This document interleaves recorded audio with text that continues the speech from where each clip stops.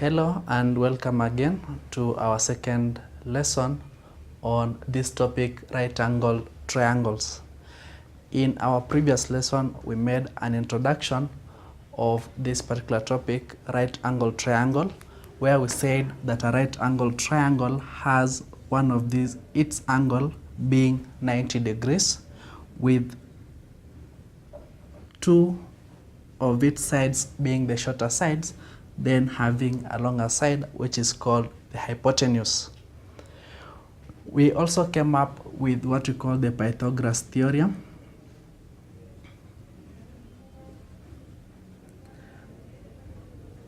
where we said they found it out that when you get the sum of the squares of the two shorter sides of a right angle triangle, they'll be equivalent to the square of the longer side of that particular right angle triangle.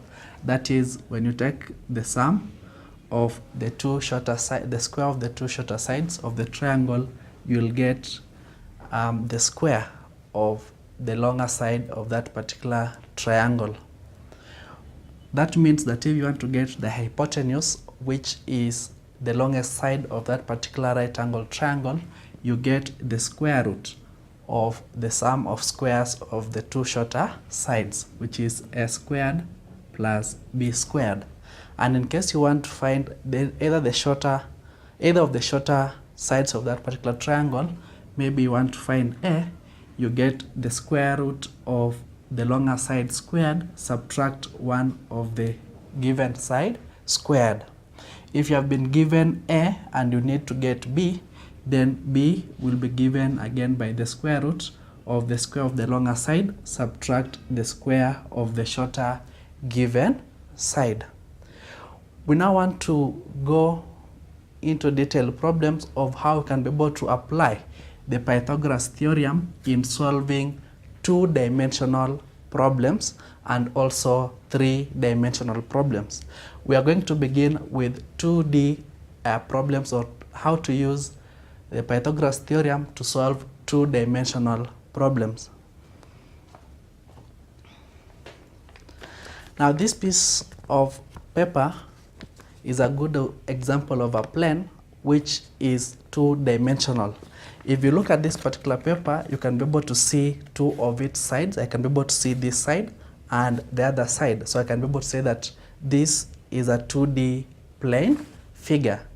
And if it is in 2D, we don't have the other extension at the back or at the bottom or at the top or at the sides, then the plane itself becomes a two-dimensional figure or plane figure. So most of the two-dimensional figures are plane figures. So we are saying that 2D figures in most cases are plane figures. We are going to consider a number of examples on how we can be able to use Pythagoras theorem to solve two-dimensional problems. There are steps that are normally involved when applying this particular theorem in solving 2D problems. The first step is we need to identify those particular right angle triangles from that particular question or statement that will be given. So procedure, or the steps that we follow. 1, identify and draw. Identify and draw a right angled triangle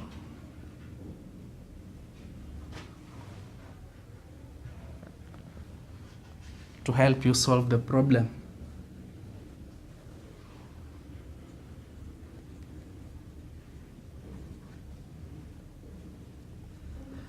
So after reading the statement, come up or develop or identify a right angle triangle and try to draw it to assist you in solving that particular problem. Step number 2, label the sides.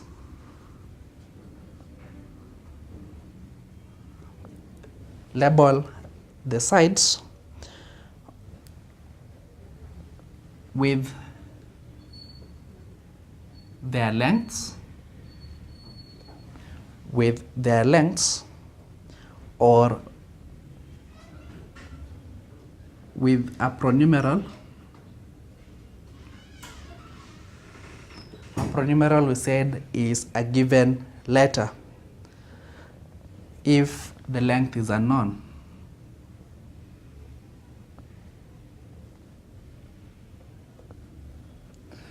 Therefore, after drawing that particular triangle of yours, try to identify which sides have you been given. If you have been given this side maybe 7, this side is 3, and you don't have the other side, then label this particular side with that particular pronumeral, which we are calling it an alphabetical letter C. Step number 3, use Pythagoras theorem.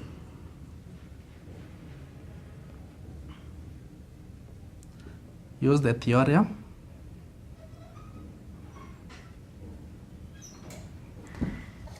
to solve or to find the unknown. We use the theorem to find the unknown pronumeral. Then 2,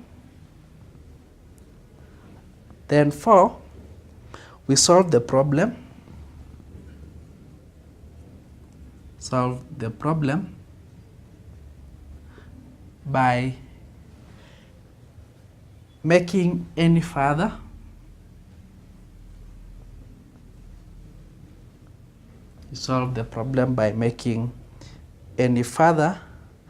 calculation and answering in words.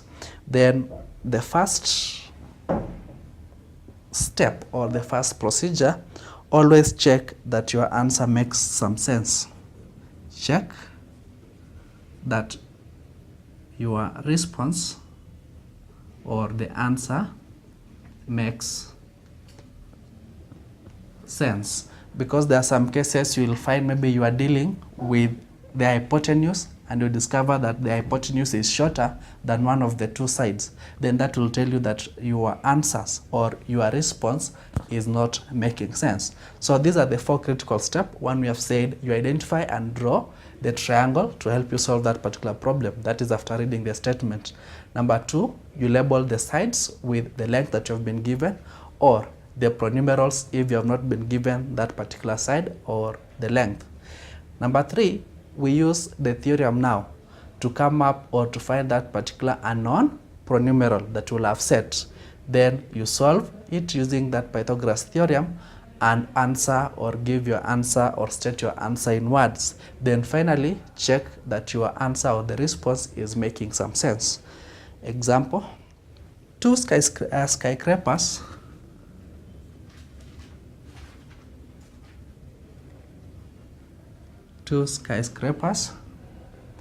are located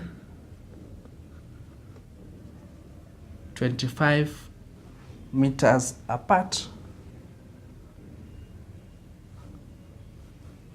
and a cable links the tops. A cable links the tops of the 2 buildings.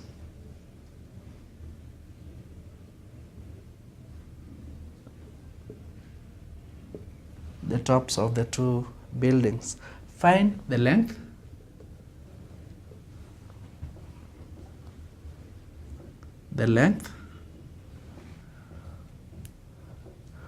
of the cable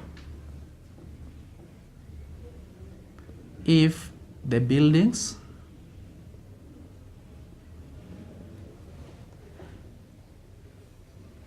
are 50 meters and 80 meters in height. Give your answer.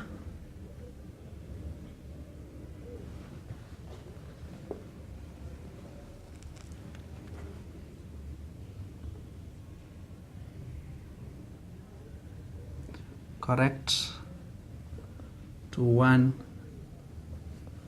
decimal place. Now, in rereading this particular question, you have been told that you have got 2 skyscrapers or tall buildings which are located 25 meters apart, and that there is a cable that is linking these 2 particular buildings or the tops of these 2 particular buildings. We have been given that the heights of these 2 buildings are 50 meters and 80 meters respectively. We are supposed to calculate the length of the cable that is linking the tops of those particular 2 buildings. Now, we say that after reading the statement, we need to come up with a triangle or a right angle triangle to assist you in solving that particular problem. Now, we have said that there are 2 buildings. This could be the first building. Then we have another taller building.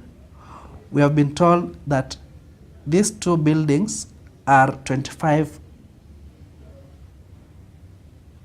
meters apart. So if that is the ground, they are 25 meters apart. That means that also this one will be 25 meters. Now, this being the top and that being the top of the other building, there is a cable that is joining those particular 2 tops. We were told that the height of the smaller building is 50 meters, while the height of the bigger or the taller building is 80 meters. From this, you can be able to discover that we have already originated or come up with a right angled triangle where the base is 25 meters. This is that particular cable connecting the tops of those particular building. We need to get the distance from here up to there, which will be the length of the other shorter side. Now, given that from here up to here is 50, given that the other building was 50 meters, it tells you, or it automatically tells you that the distance from here up to the top of the other building will be the distance or the length, the height of the taller building, subtract the height of the shorter building. So in this particular case, our height will be equal to 80 meters, subtract 50 meters, which will give us 30 meters. And therefore, we can be able to draw our triangle, our right angle triangle. We say that the base from here up to here is 25 meters. From here up to here, we have found it to be 30 meters. And they want us to calculate the length of this particular cable. Let us call it C. We all recall that C is the longest side of that particular right angle triangle. And if you want to get C, which is the hypotenuse, using the Pythagoras theorem, we said you take the sum, the square root of the sum of the 2 shorter sides, which is a squared plus b squared. Now, this one will give us that C is equals to, this is 25 squared, one of the shorter side, the other shorter side is 30, so we square it. C will be given by the square root of square of 25 is 625, and square of 30 is 900. So this tells us that C will be given by the square root of 625 plus 900, which is 1525. And therefore, for you to get the value of C, we need to get the square root of 1525, which will be equal to 39.0512 meters. Now, after getting the answer, always go back and read the question. The question has asked us to give our answer correct to 1 decimal place. We therefore need to round off whatever we have here to 1 decimal place. So you count 1 digit after the decimal place, then you consider the critical figure. It's more than 5, therefore it's going to affect 0, and therefore C will be 39.1 meter. The length of our cable connecting the tops of the two buildings is 39.1 meters. Example 2, two poles are located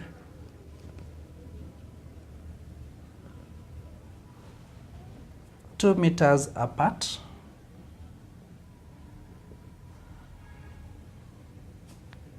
A wire links the tops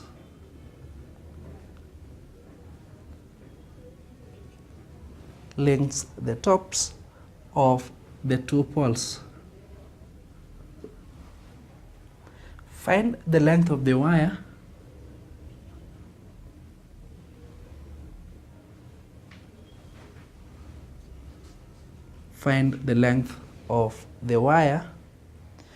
if the poles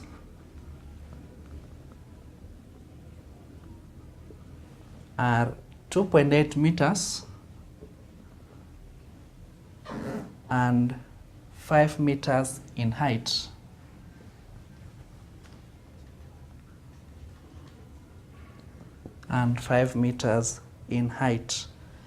Give your answer. Correct to 1 decimal place. Now the first step in answering this question, we need to come up with a right angle triangle to represent this particular information. We have been told that we have two poles, a shorter pole and another longer pole. We have been told that the heights of these two poles are 2.8 meters and 5 meters. So this short one is 2.8 meters and the long one is 5 meters. We have been told that the distance between these two poles is 2 meters. We therefore need to calculate the length of a wire that will be tied on tops of these two particular poles, which will be 2 meters away. So in this case, we need to get what our height will be from this particular point to the upper point, to the top of that second pole, which will give us a right angle triangle that we can now be able to use the Pythagoras theorem to calculate the length of the hypotenuse or the length of that particular wire. Now, given that the distance from here up to here is 5 and from here up to here is 2.8, we can be able to find this height or the remaining height, which will be given by the length of the taller pole subtract the length of the shorter pole, which is 2.8 meters. This will give us 2.2 meters. And therefore, in drawing that particular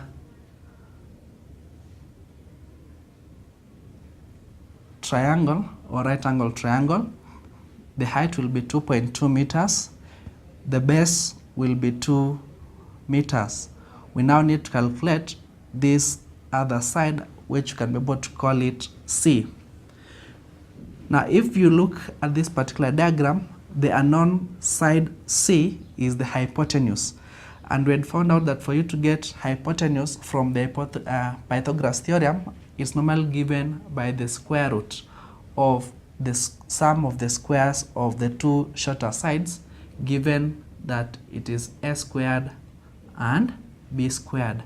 So in this case, our a, one of the shorter side will be 2 squared plus the other shorter side 2.2, all of it squared, which will give us the square root of, the square of 2 is 4, square of 2.2 is 4.84, added to 4 it will give us 8.84, and therefore for us to be able to get the value of C, we find the square root of 8.84, which will be 2.9732137.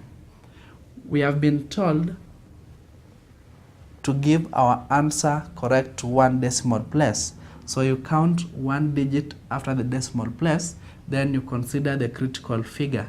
It is more than 5, therefore it's going to affect this. So we shall have 1 plus 9 is 10. We shall write 0. We carry 1 to the other side. So we shall have 3.0.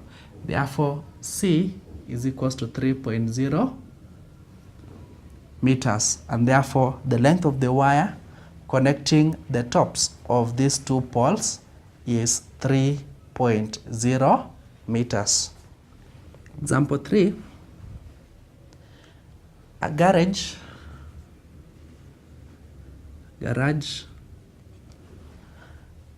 is to be built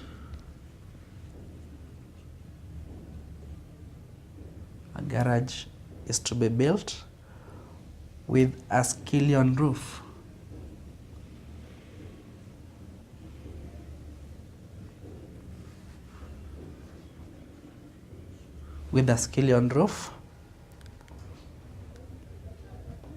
That is a roof with a single slope. The measurements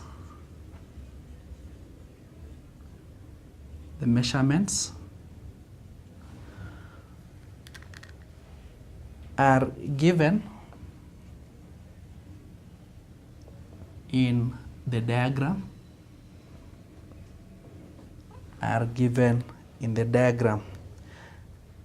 Calculate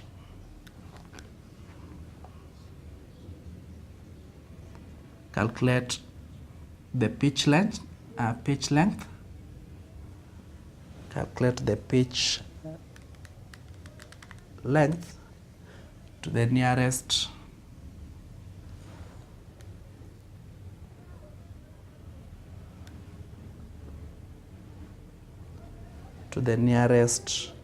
millimeter.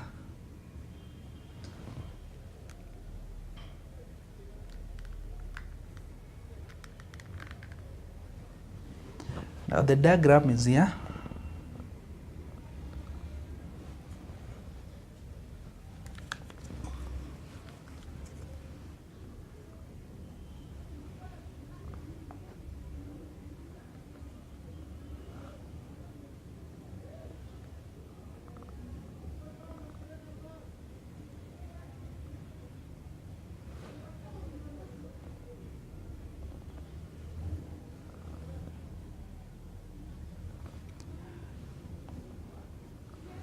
Now these are the eaves.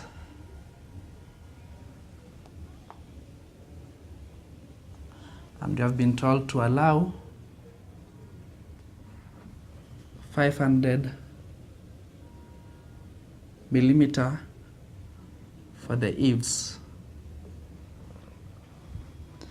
Now from the distance from this point up to this point is 1,700 millimeters. The distance from this point to this point is 2,600 millimeters. Then the distance from this point to the other point is 2,800 millimeters. We are supposed to find the length of this pitch line of this particular skillion roof. As you have said, a skillion roof, it does not have those particular ridges. It has a single slope. Now for us to be able to find the length of this particular pitch line, we need first to come up with a right angle triangle of that nature. And this base is going to be equivalent to what we are having here, which is 2,600 millimeters. And then this other height will be given by the difference of the taller side and the shorter side, 1,700.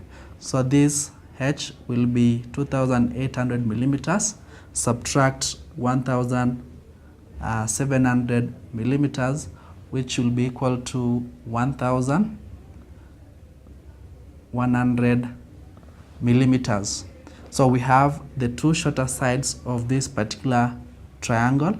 Then we can be able to find the length from here up to there. But you must add the length of the two eaves. At this other end, we have an eave or an extending side. We also have an extending side. And we have been told to allow 500 millimeters for those particular eaves. So from here up to here is 500 millimeters. From here up to here is 500 millimeters. So after getting this pitch line, we need to add the two for us to get the total length of that particular pitch line. Now again, if you can be able to represent that diagrammatically, that will be a right angle triangle. This side being 1100 millimeters, the base being 2600 millimeters. We can be able to find this particular point C by using Pythagoras theorem, where C will be given by the square root of the sum of the squares of the two shorter sides, that is 2600 squared plus 1100 squared. That means that C will be the square root of 7,970,000, and when you get the square root of that, you'll get it to be 2,823.118843 millimeters. Now this length is only applicable from here up to here, that is 2,823.118843 millimeters.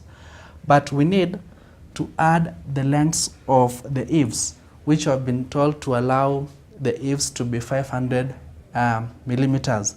That means when you take this side 500 plus this 500, that will be 1000. So when you add it to that, you'll get 2823.118843 plus 1000 millimeters for the eaves, which is going to give us 3,823.118843 millimeters. That is the length of the pitch line of that particular garage.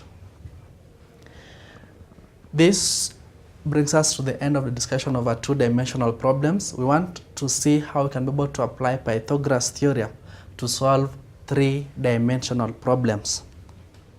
Now we had said that two-dimensional figures simply has only two sides being visible. You cannot be able to, you see a plane, you cannot be able to see the other sides. But for a three-dimensional figure, it has got three sides which are visible at once. Like for example, if I look at this particular cube from this point of view, I can be able to see three of its faces. That is 1, 2, and 3. If you turn it again, you can be able to see more than one face, more than two faces, I mean. So a figure consisting of more than one plane is referred to as a three-dimensional figure. 3D figures have got more than one plane fused together. So like in this case, this is a plane on its own, this is a plane on its own, this side is a plane on its own, this is another plane on its own, the bottom is a plane on its own, the top is a plane on its own. So this is a three-dimensional figure. We can also be able to use or apply Pythagoras theorem in finding different problems involving 3D figures. Like for example, if in this particular cuboid of ours, we can be given the length, the breadth, and the height. and maybe we are asked to find the distance from one point of that particular cube to the top point of the opposite side. That is that means it's the diagonal of the lower plane. How do we calculate that? That's what we are going to look at. Example 1.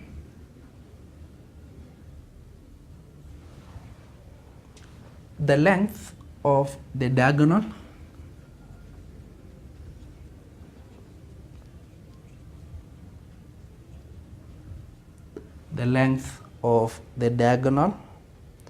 on the base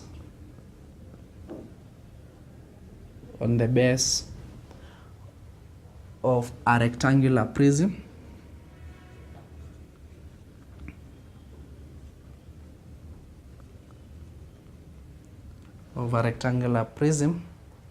is 5.3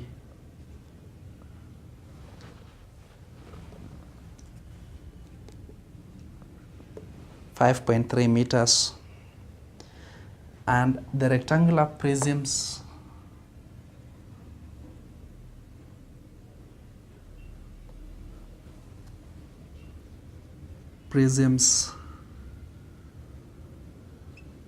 height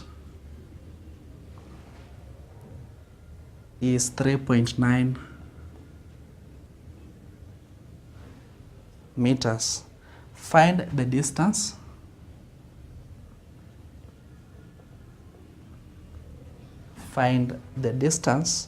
from one corner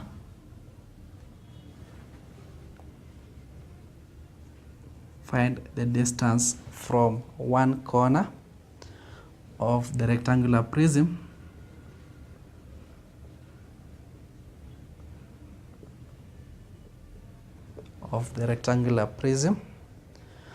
to the opposite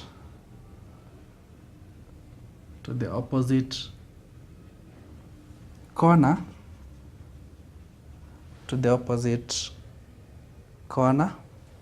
of the same prism. Now here we have been given a rectangular prism. It's again in this particular form, but now a rectangular one.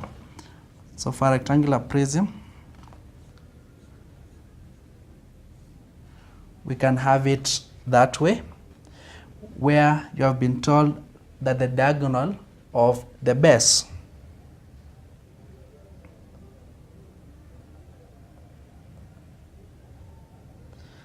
so if you were to take the diagonal of that base, you will find it to be 5.3 meters, and the height of our prism is 3.9 meters. The height is 3.9 meters. We are supposed to find the length or the distance from one corner of the rectangular prism to the opposite corner. What does it mean?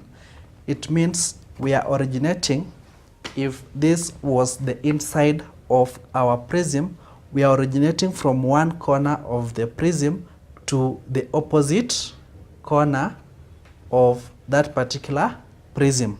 So that means if we are given the diagonal at the bottom, we need to get the height, or we already have the height of our prism, which is 3.9. So we need to get the distance from this particular corner to this particular corner. So in this particular case, we can be able to say that we are originating from this corner to this other corner. So they want the length of that particular distance. Now this will form a right-angled triangle. The one I've shaded will form a right-angled triangle. We have been told that the height was 3.9 meters, and this being the diagonal, it has given us the base of our triangle, which is 5.3 meters. So they want to get the distance from one corner to the other corner.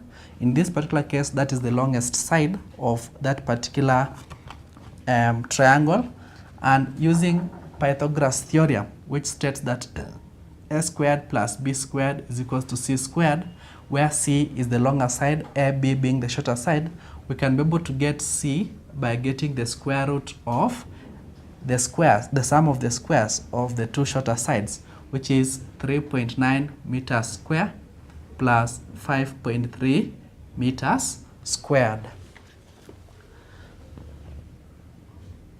Now when you get the squares of the two shorter sides, that is 3.9 squared and 5.3 squared, you'll get it to be 43.3 meters. Therefore C, we get the square root of 43.3, which will give us 6.58027 meters. You can always round off your answer if you are supposed to, or if you have been given. So like in this case, you can be able to round it off to 2 decimal places, which will be 6.58 meters, 2 decimal places. So that means the distance from one corner to the other corner of that particular prism is 6.58 meters. And that particular distance again is equivalent to the distance from this other corner to the other corner of that particular prism. You can be asked any question concerning 3D figures. Find the slant height, example 2. The slant heights, that is the S units of each of the following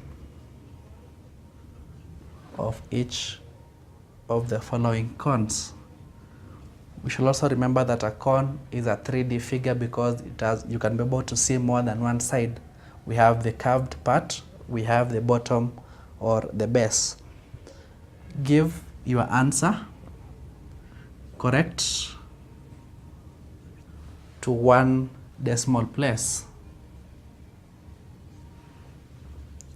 Now part A, it's an upright cone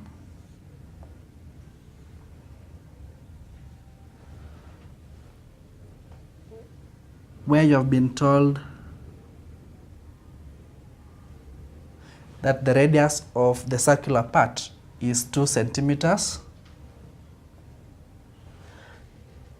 and the height, that is the distance from here up to there, is 3 centimeters. So the height of this particular cone is 3 centimeters and the radius is 2 centimeters. We are saying it is 3D because we have the base, which is a plane, and we have the curved surface, which can also form a plane. So in this case, we want to calculate the side. That is the slanting side, which I've been told is S units. Now from this particular diagram, we can be able to obtain or give out a right angle triangle. If you look at this can form a right angle triangle which can be extracted from this particular plane. And if we extract it, that will be the base, which is 2 meters, and the height will be the same as this vertical height, which is 3 centimeters. We need to find S in this particular case, and therefore S being the longest side of this particular triangle, we can be able to find it by getting the square root of the sum of the squares of the two shorter sides, which is 2 squared plus 3 squared. This will give us that S is equals to square root of 2 is 4, square root of 3 is 9. 9 added to 4 is 13. So this tells us that S is root of 13 units. Now this is if you want to leave it in the exact form, but we have been told to write it as a decimal and correct one decimal place. So we need to get the square root of 13, which will be 3.605551275 units. We have been told to write our answers correct to one decimal place.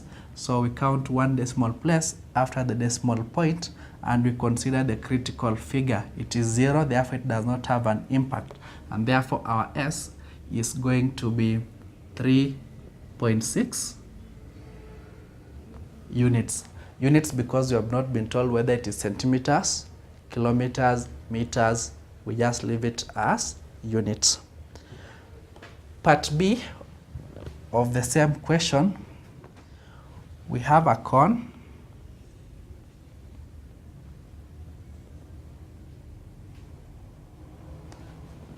slanting that way. This time round we have been given that the distance is 1.7 meters. That means 1.7 is the diameter of the circular part. Then this particular height from here up to there of the same cone we have been given to be 2.3 meters. What we need again is to calculate the length of the slanting height, which is S. So with this particular figure, we can be able to generate our own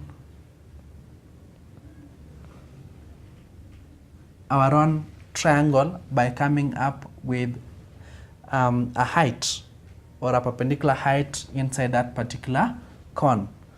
Now this height will divide our diameter into two equal parts referred to as the radiuses.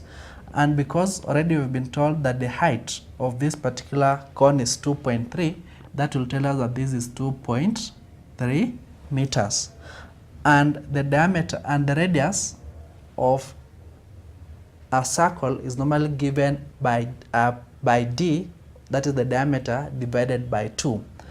R will be given by the diameter over 2, and the diameter have been given to be 1.7 units or meters. When you divide it by 2, you will get 0.85 meters. Therefore, you can be able to generate our own triangle or our own right angle triangle, this one, where the longer side is the S, the shorter side is the base or the radius, which is 0.85 meters, and the height is 2.3 meters. Again, from here we can be able to get S by getting the square root of the sum of the two shorter sides, which is 2.3 squared plus 0.85 squared. When you do that, you'll get that S is equals to the square root of 2.3 squared plus 0.85 squared is 6.0125. Therefore, S is the square root of 6.0125, which is equivalent to 2.4520 units. But the question requires us to write to one decimal place. So we consider the one decimal place after the decimal point, then the critical figure, which is 5, which is hence going to affect the 4 to be 5. So that means that our S is going to be 2.5 units.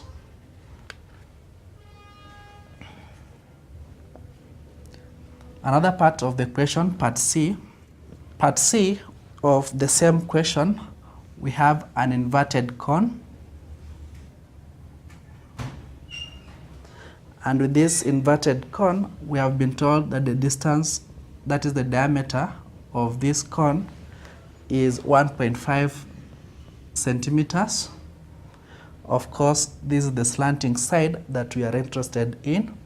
Then the vertical height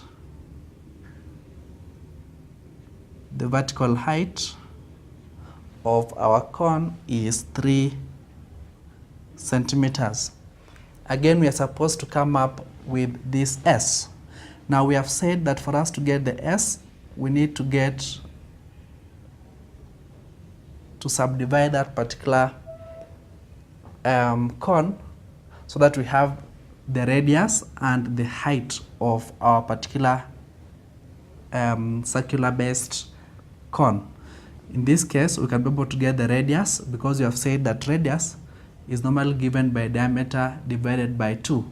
So in this case, our radius is going to be the diameter, which is 1.5 centimeters, divided by 2, which will give us 0.75 centimeters. And given that we have the radius 0.75 and we have the height of that cone, which is 3 centimeters, we can be able to obtain or come up with a right angle triangle, that being the S that we want, this being 0.75 centimeters and the height being 3 centimeters. Again, we are looking for the longer side of that particular triangle, which will be given by the square root of the sum of squares of the two sides, that is 3 squared plus 0.5 squared. This will give us that S is equals to the square root of 9.56 to 5. When you find the square root of that, you'll get that your S is 3.09 to 329 units. But you have been told to round off our answers correct to 2 decimal places. So in this case, our S is going to be 3.1 units when rounded off to 1 decimal place. Now this brings us to the end of our discussion on how we can be able to apply Pythagoras theorem in solving 2-dimensional problems and 3-dimensional problems. Important to note that a 2-dimensional figure is a plane figure, which you can only be able to see one side. You cannot be able to see these extending sides. And then for a 3D figure, it has several planes that have been fused together, where you can have pyramids, you can have cubes, you can have cuboids, and so forth. Thank you.